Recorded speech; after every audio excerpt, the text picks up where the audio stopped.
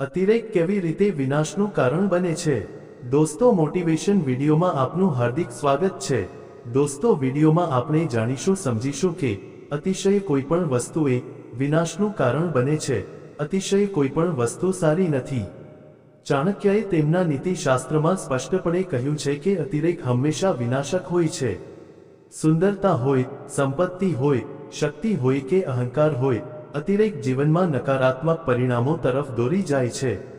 પ્રાચીન વાર્તાઓ રાવણ, રાજા બાલી અને સીતા જેવા પાત્રો દ્વારા આપણને આ શીખવે છે। આચાર્ય ચાણક્ય પાસેથી જાણો કે સીતાનું અપહરણ કેમ થયું, રાવણ અને રાજા બાલીનો પતન કેમ થયો। રાવણને અતિશય અભિમાન, રાવણનો પતન તેના અતિશય અહંકાર અને સીતા પ્રત્યેના મોહને કારણે થયો હતો। સીતાના સૌંદર્યે રાવણના અહમ અને લોભને કાબૂમાં કરી લીધો અને તેણે તેનું અપહરણ કર્યું। આ અતિશય અભિમાન તેના વિનાશ તરફ દોરી ગયું।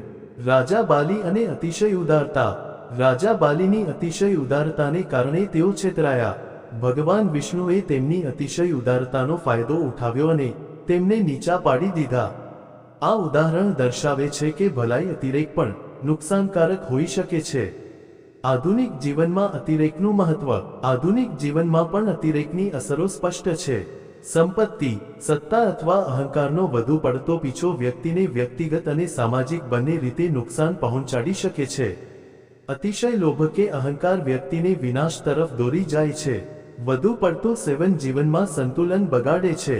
આત્યંતિક વૃત્તિઓ કૌટુંબિક અને સામાજિક સંબંધોને અસર કરે છે। આનંદ, સંપત્તિ કે સત્તાનો વધુ પડતો પીછો માનસિક શાંતિ છીનવી લે છે। સીતા, રાવણ અને રાજા બાલીની વાર્તાઓ આજે પણ આપણને શીખવે છે કે અતિરેકનો ત્યાગ કરવો એ જીવનમાં સફળતા અને સુખનો માર્ગ છે। ચાણક્યના ઉપદેશો સદીઓથી સુસંગત રહ્યા છે। સંતુલન કેળવો, સંયમ જાળવો અને સ્થિરતા કેળવો।